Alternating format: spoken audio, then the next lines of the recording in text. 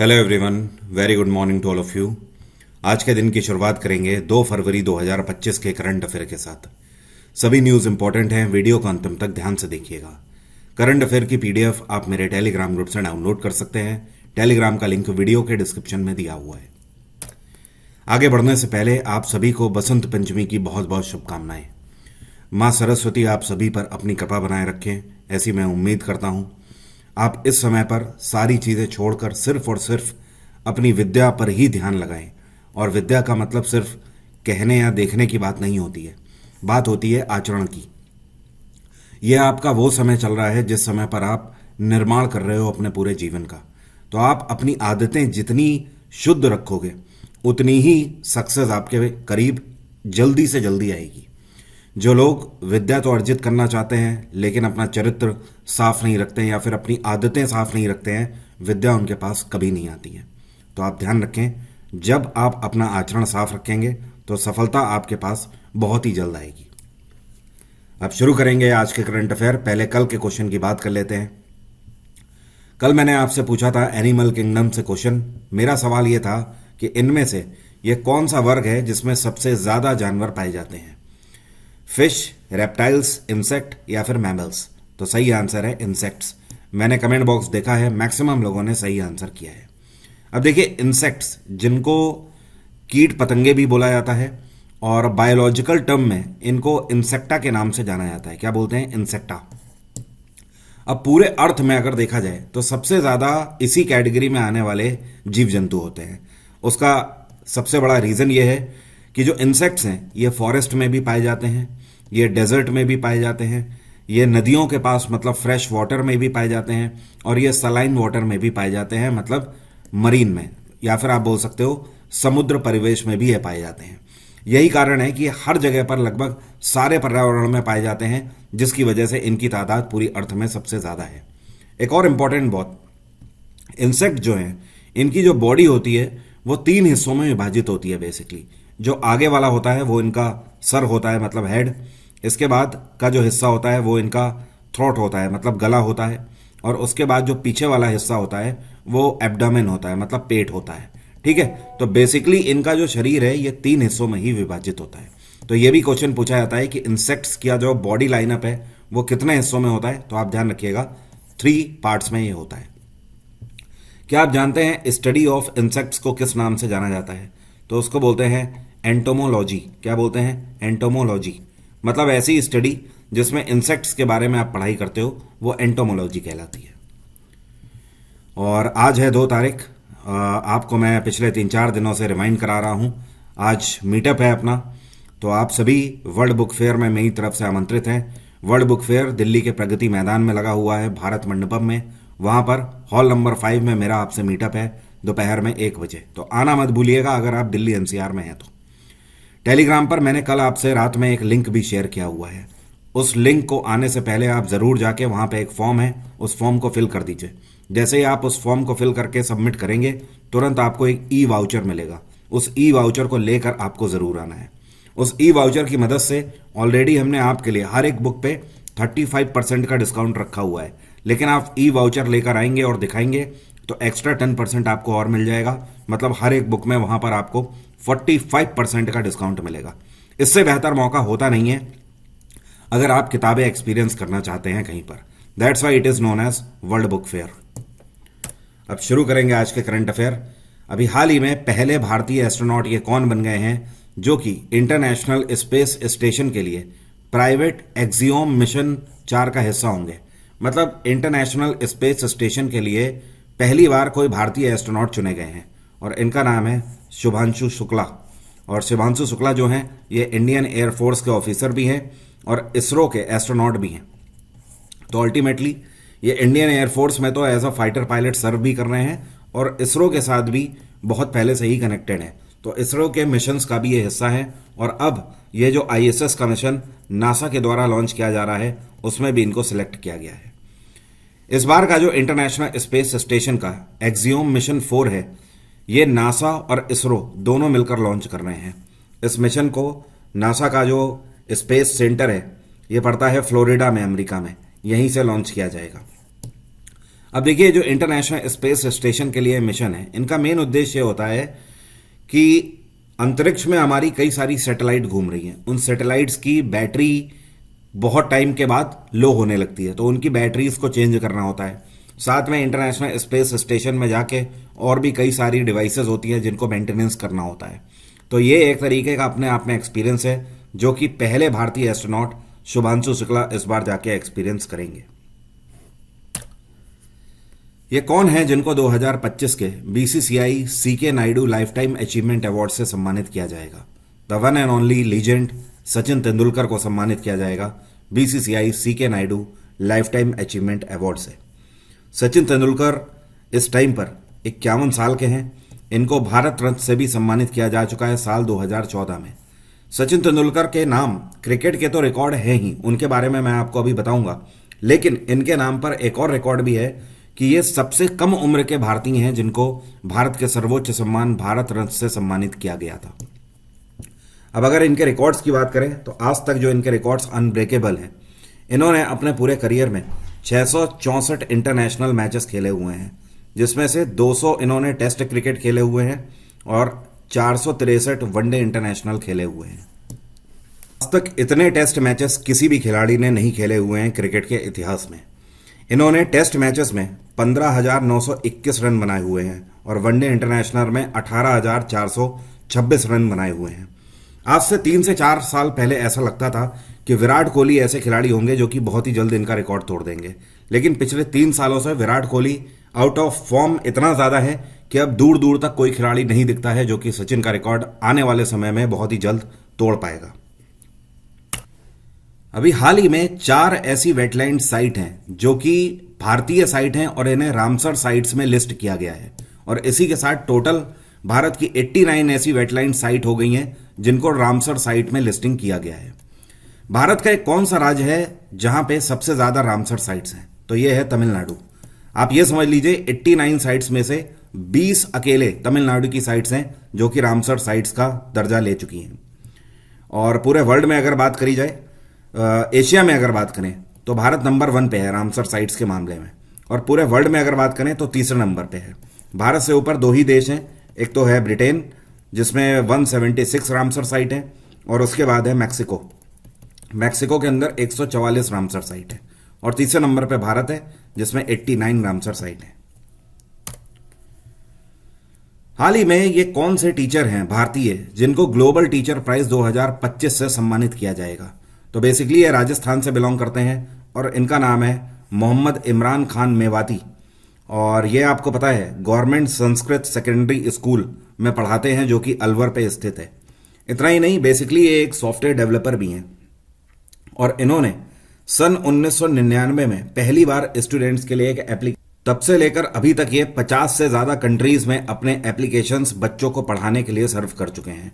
आज तक 1999 से लेकर 100 से ज्यादा मोबाइल एप्लीकेशन बच्चों के लिए बना चुके हैं, और स्पेशली इन्होंने कुछ ऐसे भी एप्लीकेशन बनाए हुए हैं जो कि डिसेबल्ड बच्चे हैं, मतलब कहीं ना कहीं से विकलांग हैं, तो उनको पढ़ाने के लिए भी इन्होंने एजुकेशनल एप्लीकेशंस बनाए हुए हैं, जिसके लिए अब इनको ग्लोबल टीचर प्राइज 2025 से सम्मानित किया जाएगा। ये जो इवेंट है ये वर्ल्ड गवर्नमेंट समिट का आयोजन होने वाला है दुबई में, 11 से लेकर 13 फरवरी तक ये आयोजित किया जाएगा। वहीं पर ये इन्वाइटेड हैं और वहीं पर इनको सम्मानित किया जाएगा। ग्लोबल टीचर प्राइज 2025 के साथ जो इन्हें धनराशि मिलेगी वो $1 मिलियन की धनराशि भी मिलेगी। ये कौन सा देश है जो कि इस बार मार्च 2025 में होने वाली BRICS youth council entrepreneurship working group की जो मीटिंग है इसको होस्ट करेगा? तो ये देश है भारत। भारत में नई दिल्ली में इस बार ब्रिक्स की यूथ काउंसिल एंटरप्रेन्योरशिप की मीटिंग का आयोजन किया जाएगा, और इसमें ब्रिक्स कंट्रीज से टोटल 45 यूथ रिप्रेजेंटेटिव आएंगे जो कि इसमें हिस्सा लेंगे, और ये सभी एंटरप्रेन्योर्स होंगे। इस काउंसिल का मेन उद्देश्य ये होगा कि यूथ एंटरप्रेन्योरशिप को बढ़ावा देना। ब्रिक्स कंट्रीज आपस में ऐसे युवाओं को प्रमोट करेंगे जो कि नए बिजनेस आइडियाज के साथ आ रहे हैं और नई नई इनोवेशंस के साथ आ रहे हैं। और आप जानते हैं ब्रिक्स तो पहले से बेसिकली 5 कंट्रीज का समूह था, ब्राजील, रशिया, इंडिया, चाइना और साउथ अफ्रीका, लेकिन हाल फिलहाल में टोटल 5 कंट्रीज और इससे जुड़ गए हैं। कौन कौन से? एक तो इथोपिया, दूसरा है यूएई, तीसरा हो गया इंडोनेशिया, चौथा हो गया ईरान और पांचवा हो गया इजिप्ट। ठीक है, तो इस टाइम पर पहले 5 और अब ये 5, टोटल 10 मेंबर कंट्रीज हैं ब्रिक्स के। वर्ल्ड बुक फेयर का आयोजन हो रहा है, आपको पहले से ही पता है, लगातार मैं आपको बता रहा हूं 3-4 दिन से। और इसका आयोजन शुरू हो चुका है कल से, 1 फरवरी से 9 फरवरी तक ये चलेगा। नई दिल्ली में प्रगति मैदान में आयोजित किया जा रहा है। इसकी इस बार थीम क्या है? तो थीम इसकी बड़ी ही सटीक है और ऐसी सिंपल और छोटी थीम आपसे हमेशा पूछी जाती है, क्योंकि हम लोग 75 वर्ष आज़ादी के मना रहे हैं। इस वजह से इसकी इस बार थीम है republic at 75। World book fair का जो उद्घाटन है ये राष्ट्रपति द्रौपदी मुर्मू के द्वारा किया गया है नेशनल बुक ट्रस्ट के कैबिन में। और एक और इम्पॉर्टेंट बात, इस बार का जो वर्ल्ड बुक फेयर है इसमें जो 9 दिन पूरे जो चलेगा, तो इसमें फोकस कंट्री है रशिया। ठीक है, रशिया। और पूरे दुनिया भर से 50 से ज़्यादा देश यहाँ पर आके हिस्सा ले रहे हैं। 2000 से ज़्यादा पब्लिशर्स ने अपने बुक्स के स्टॉल लगाए हुए हैं और 1000 से ज़्यादा स्पीकर्स हिस्सा ले रहे हैं, जिसमें से एक मैं भी हूँ। आगे बढ़ने से पहले आपको याद दिला दूँ, जो लोग भी अभी भी तुरंत अवेयर हो रहे हैं उनको आपको बता दूँ, ये है पूरा एड्रेस। आज आप दोपहर में 1 बजे मुझसे मिलने आ सकते हैं। अनिल शर्मा जी ये हमारे कोऑर्डिनेटर हैं, इनका एक कॉन्टैक्ट नंबर है। कोई भी आपको कन्फ्यूज़न हो आने में, अगर आप रास्ता भूल रहे हो तो आप डायरेक्टली इनको कॉल कर सकते हैं, या अगर इवेंट के बारे में कुछ भी जानना चाहते हैं तो भी आप इनसे पूछ सकते हैं। वैसे तो रास्ता एकदम क्लियर है, मेट्रो स्टेशन प्रगति मैदान है, वहीं पर आप उतरेंगे और उसके बाहर ही भारत मंडपम है, उसी के अंदर हॉल नंबर 5 में स्टॉल नंबर E02 में आपको आना है। ये कौन सी कंपनी है जिसने इंडिया पोस्ट पेमेंट बैंक के साथ पार्टनरशिप करी है इंश्योरेंस एक्सेस के लिए? तो ये है पंजाब नेशनल बैंक की मेटलाइफ। तो पीएनबी का जो इंश्योरेंस कंपनी है इसको पीएनबी मेटलाइफ बोलते हैं। इन्होंने इंडिया पोस्ट पेमेंट बैंक के साथ पैक्ट साइन किया है। इसका मेन उद्देश्य ये है, ऐसे लोग जिनका खाता इंडिया पोस्ट पेमेंट बैंक में है उनको इंडिया पोस्ट पेमेंट की तरफ से पीएनबी का इंश्योरेंस कवर दिया जाएगा। आप जानते हैं पूरे भारत भर में इस टाइम पे इंडिया पोस्ट पेमेंट के कितने कस्टमर हैं? इस टाइम पर टोटल अगर बात करें तो 11 करोड़ कस्टमर हैं इनके। अब आप समझ लीजिए, पीएनबी मेटलाइफ की स्थापना 2001 में करी गई थी। इसका हेडक्वार्टर है मुंबई और इसके सीईओ हैं समीर बंसल। और आईपीपीबी की अगर बात करें तो इसकी स्थापना 2017 में करी गई है। ये इंडिया पोस्ट ऑफिस का नया ही बैंक खोला गया है कुछ ही समय पहले। हेडक्वार्टर है इसका नई दिल्ली और इसके चेयरपर्सन है जे वेंकट रामू। क्या नाम है? J Venkat Ramu. Home affairs minister Amit Shah के द्वारा एक किताब लॉन्च करी गई है। इस किताब का नाम है Indian renaissance the Modi decade. ये किताब नई दिल्ली से लॉन्च करी गई है। और ये किताब किसके द्वारा एडिट करी गई है? तो ये है डॉक्टर ऐश्वर्य पंडित, इनके द्वारा इस किताब को एडिट किया गया है। अब जैसा कि नाम है द मोदी डिकेड, तो इस किताब का मेन उद्देश्य यह है कि पिछले 10 सालों का जो प्रधानमंत्री नरेंद्र मोदी का कार्यकाल है 2014 से लेकर 2024 तक, उनके बारे में 27 ऑथर्स ने अलग अलग एस्से लिखे हुए हैं। ठीक है, इन सभी एस्से का कंपाइलेशन है ये किताब। इस किताब में बखूबी दर्शाया गया है कि पिछले 10 सालों में अर्थव्यवस्था कैसी थी और किन सारे चैलेंजेस को पार करते हुए आज की डेट में कैसे भारत की अर्थव्यवस्था दुनिया की 5वीं सबसे बड़ी अर्थव्यवस्था है। साथ में कोविड पेंडेमिक में किस तरीके से मोदी सरकार ने चैलेंजेस को फेस किया, वो सब कुछ इस पूरी बुक में दर्शाया गया है 27 अलग अलग चैप्टर और ऐसे के फॉर्म में। गोवा का एक कौन सा शहर है जहां पर साई-फाई साइंस फिल्म फेस्टिवल का उद्घाटन किया गया है गोवा के मुख्यमंत्री प्रमोद सावंत के द्वारा? तो इसका उद्घाटन गोवा की कैपिटल पणजी में किया गया है। अब जैसा कि इसका नाम है साई-फाई साइंस फिल्म फेस्टिवल, इसका मेन उद्देश्य यह है कि गोवा में आने वाले अब कुछ समय में इस फेस्टिवल के अंतर्गत साइंस से जुड़ी हुई फिल्म दिखाई जाएंगी, और जिससे कि जो गोवा का यूथ है और पूरे भारत भर से जो लोग यहाँ पर पार्ट लेने आ रहे हैं उन्हें अवेयरनेस मिले साइंस एंड टेक्नोलॉजी के बारे में। तो कहीं ना कहीं जब हम मूवीज देखते हैं या पिक्चर देखते हैं तो वो हमें काफ़ी इंटरेस्टिंग लगती हैं। तो लोगों के दिमाग में ये बैठाना कि साइंस एंड टेक्नोलॉजी के क्षेत्र में आज की डेट में कितना ज़्यादा स्कोप है, वो फिल्मों के थ्रू यहाँ पर किया जाएगा दरअसल। और इसका उद्घाटन गोवा के विज्ञान परिषद में किया गया पणजी में। गोवा में इस टाइम पे गवर्नर कौन है? तो ये हैं PS श्रीधरन पिल्लई। कौन है? PS श्रीधरन पिल्लई। ये पहला ऐसा अफ्रीकन देश कौन सा बन गया है जिसने एलिमिनेट कर दिया है ऑन्कोसर्सियासिस को। ऑन्कोसर्सियासिस एक तरीके की बीमारी है जो कि इंसान को अंधा तक बना सकती है। तो ये देश है नाइजर। ध्यान रखिएगा, नाइजीरिया अलग है, नाइजर अलग है, ठीक है। नाइजीरिया की कैपिटल है अबूजा, क्या बोलते हैं, अबूजा। लेकिन नाइजर की कैपिटल क्या है, इसको बोलते हैं नियामी, ठीक है। अब समझते हैं ऑन्कोसर्सियासिस डिसीज है क्या। ब्लैक फ्लाई होती है दरअसल, मतलब काली मक्खी इसको हिंदी में बोलते हैं। ये जब काट लेती है किसी को तो उस व्यक्ति की धीमे धीमे आंखों की रोशनी भी जाने लगती है। ये इतनी ज़्यादा खतरनाक होती है और इस टाइम पर कई सारे अफ्रीकन रीजन में ये ब्लैक फ्लाई अपना जो वायरस है उसे फैलाने का काम कर रही है। ये एक तरीके की आप बोल सकते हो पैरासिटिक डिसीज को फैलाती है, ठीक है। और लैटिन अमेरिका वाला रीजन जो है, मतलब साउथ अमेरिका वाला जो ऊपर का रीजन है, वहां पर भी इस तरीके की बीमारी देखने को मिली हुई है। तो ये पहला ऐसा अफ्रीकन देश बन गया है नाइजर जिसने पूरे तरीके से इस बीमारी को खत्म कर दिया है, इसके ऊपर लगाम लगा दी है। पूरे वर्ल्ड में अगर बात करें तो वर्ल्ड का 5वां देश नाइजर बन गया है। हाल ही में फाइनेंस मिनिस्ट्री के द्वारा एक डेटा जारी किया गया है और आपको पता ही है फाइनेंस मिनिस्टर कौन है, निर्मला सीतारमन। तो उन्होंने एक डेटा जारी किया है भारत सरकार का।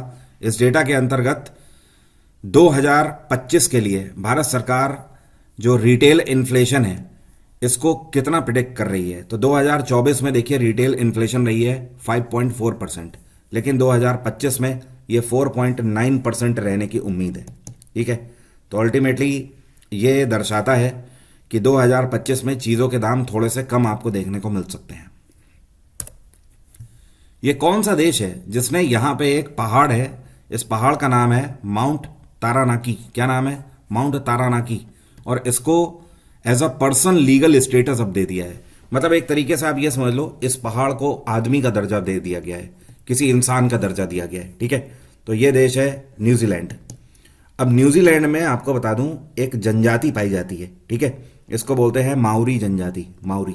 और माउरी जनजाति के लोग प्राचीन काल से इसी माउंट तारानाकी में रहते हुए आए थे। लेकिन धीमे धीमे चीज़ें बढ़ती गई, टेक्नोलॉजी बढ़ती गई और यहाँ पे जो माउरी जनजाति के लोग रहा करते थे वो धीमे धीमे विस्थापित होने लगे, दूसरी जगह जाने लगे क्योंकि पर्यावरण खराब होने लगा। लेकिन आज की डेट में न्यूजीलैंड की गवर्नमेंट ने इसके लिए एक कड़ा फैसला लिया है। इन्होंने इस पूरे पहाड़ को एक आदमी का लीगल स्टेटस दिया है और इसका सीधा सा मतलब यह है कि जैसे कि न्यूजीलैंड के अंदर प्रत्येक व्यक्ति के लीगल राइट्स हैं, उसी तरीके से अब इस माउंटेन का भी लीगल राइट होगा। कोई भी अगर किसी भी तरीके का यहाँ के पर्यावरण को हार्म पहुंचाता दिखाई दिया तो उसके लिए कड़े सजा के कानून भी रखे गए हैं और फाइनेंशियल पेनल्टीज भी रखी गई हैं। न्यूजीलैंड में इस टाइम पे प्रधानमंत्री हैं क्रिस्टोफर लक्सन। कौन है, क्रिस्टोफर लक्सन। न्यूजीलैंड की कैपिटल है वेलिंगटन। यूएस की कैपिटल है वॉशिंगटन। कनाडा की कैपिटल है ओटावा। ऑस्ट्रेलिया की कैपिटल है कैनबरा। समय बचाकर पूरी जीएस अगर आप कवर करना चाहते हैं तो एग्जाम इंजन एप्लीकेशन से मेरा जीएस जीके का फाउंडेशन बैच आप अवेल कर सकते हैं। रिपब्लिक 50 कोड लगाकर डायरेक्ट 50% का फ्लैट डिस्काउंट आपको मेरे सभी बैचेस में मिल जाएगा। बैचेस के डायरेक्ट लिंक वीडियो के डिस्क्रिप्शन में है। पूरा सिलेबस, चाहे आप एसएससी दे रहे हो, रेलवे दे रहे हो या स्टेट पीसीएस दे रहे हो, इस साल का हर एक एग्जाम के लिए पूरा सिलेबस यहाँ पे कवर है। History, polity, geography, science, economics के लिए। एट द एंड अब मेरा आज का सवाल आपसे, आप में से कौन ये बता सकता है कि अमीर खुसरो इनमें से कौन सा म्यूजिकल इंस्ट्रूमेंट बजाते थे? कमेंट बॉक्स में लिखकर बताइए। और ध्यान रखिएगा जो लोग भी मिलने आ रहे हैं मीटअप में, वो टेलीग्राम पे जो मैंने फॉर्म शेयर किया हुआ है उसे फिल करना ना भूलें और ई वाउचर उससे आप डाउनलोड करें और उसे अपने मोबाइल में ज़रूर लेकर आएँ। आज की बात यहीं तक रहेगी। एक बार फिर से आप सभी को बसंत पंचमी की बहुत बहुत शुभकामनाएं।